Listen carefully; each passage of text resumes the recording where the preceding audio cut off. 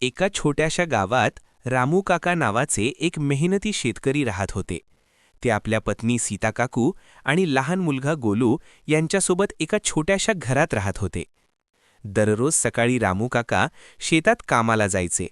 सीता काकू घरी स्वयंपाक करायच्या आणि गोलू आनंदाने त्यांना मदत करायचा.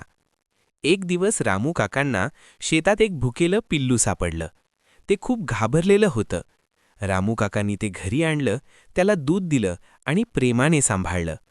गोलूने त्या पिल्लाचं नाव मोती ठेवलं. आता त्यांचं छोटंसं कुटुंब आणखी आनंदी झालं. मोती रोज गोलूसोबत खेळू लागला. रामू काका शेतात गेले की मोतीही त्यांचा मागे जायचा. एक दिवस शेतात अचानक पावसाची जोरदार सर आली. रामू काकांची पिशवी चिखलात पडली. त्यात बियाणं होती. मोतीने जोरजोरात भुंकायला सुरुवात केली. रामू काकांनी आवाज ऐकून मागे वळून पाहिलं. त्यांनी लगेच पिशवी उचलली. घरी परतल्यावर रामू काकांनी मोतीला मिठीत घेतलं. सीता काकू आणि गोलू खूप आनंदी झाले.